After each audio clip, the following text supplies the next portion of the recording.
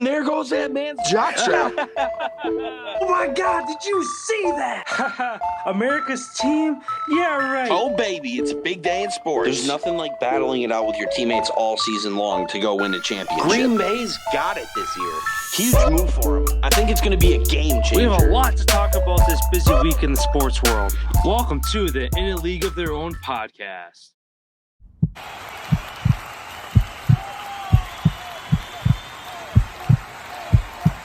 Hello, everyone, and welcome to today's NBA segments. One of kind of the trending things on one of the better teams in the league this year, the Brooklyn Nets. They shut down trade offers for James Harden this week. Trade deadline's just around the corner, week and a half away now. Kind of looking at the situation in Brooklyn, since KD's absence, the Nets have gone just 2-3, and Harden himself has kind of been the facilitator. He's more of the leader on the team without KD, obviously, but he's only broke the 30-point mark twice in his last 12 games. Do you think keeping him was the right move, or do you think that the Nets should have went and tried to get somebody else to maybe one or two more players to add to this team?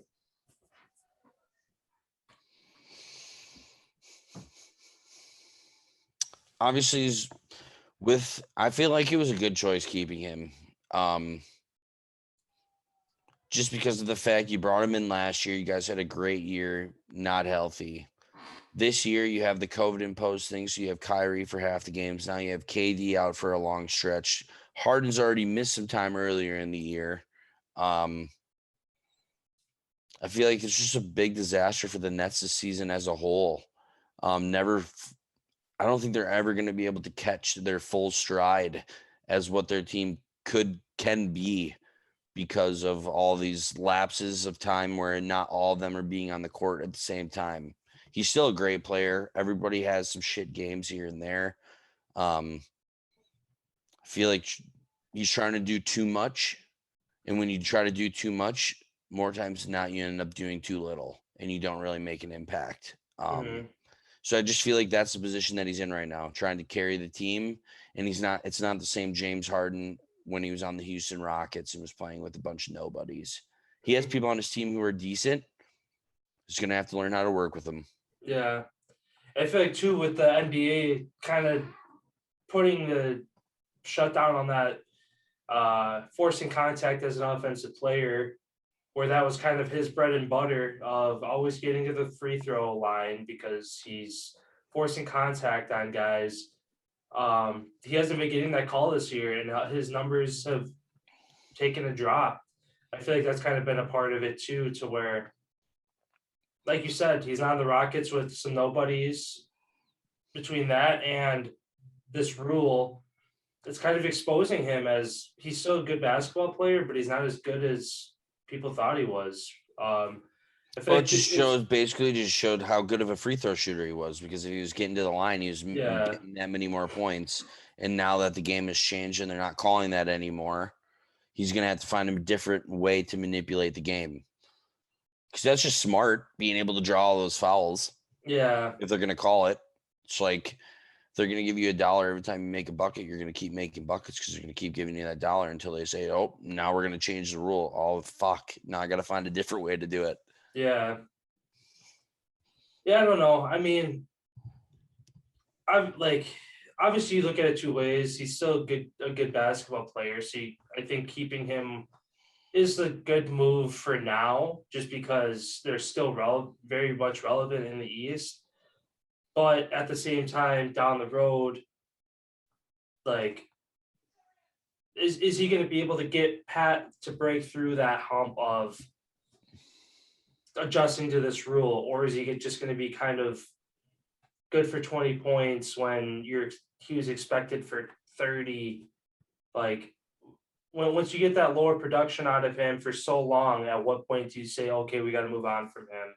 Obviously, it's been less than 2 seasons that he's been there now, so it hasn't been a long period of time to look at him and say, oh, he's done this for X amount of years. But at the same time, if they go back-to-back years of being the favorites to win the NBA title and they come up short because of injuries, because of underperforming. At some point, you gotta say, okay, this isn't working out, and you gotta get rid of some guys like not KD. I'd say keep KD for sure, but get rid of Harden, get rid of Kyrie. I don't know. Obviously, we'll see how this year plays out, but I think if they come up short again, we're not going to see these three guys in a Nets uniform next year. Yeah, I mean, Harden's contract too. He's got a 47.4 million player option for next year. So, do the Nets want to keep him for $47 million next season? Probably not. That's a big hit. And then on to my question here for you. At this point in the NBA season, what rookie do you see winning Rookie of the Year? I'm kind of leaning. I mean, there's two guys as far as being able to kind of step in and not necessarily. Well, one not necessarily make a big difference. Cade Cunningham on the Pistons steps in. He's a good part of that offense. He's plugged in. On a big kind of talking about Harden being on the Rockets with a bunch of nobodies. Cunningham on the Pistons, really young, not really any household name guys, so it's easier to score baskets. But the guy who I think should win, and I think he's actually might be the odds favorite, at least I saw he was leading rookies in all-star voting, is Evan Mobley on the Cavs. Missed some time earlier this year. Obviously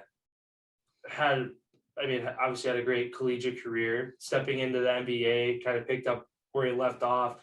And since he's been healthy, the Cavs have just been continuously winning games. Their defense has been the epitome of their offense isn't going to drop 130, 140 points, but they don't need to because their offense holds teams to 80, 90, low hundreds every game. So I just feel like as far as the impact that he's had on the Cavs and to be able to get to them to the point that they're at, I'd say that he's the best rookie right now and should win Rookie of the Year.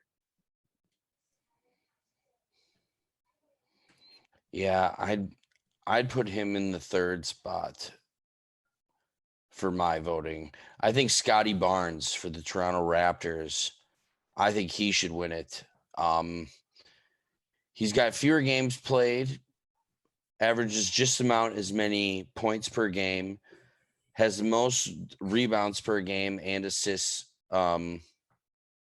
plays a lot of minutes, and he doesn't get the ball like a whole bunch. Like he's not putting up the shot attempts that these other guys are putting up. So he's scoring with tremendous efficiency.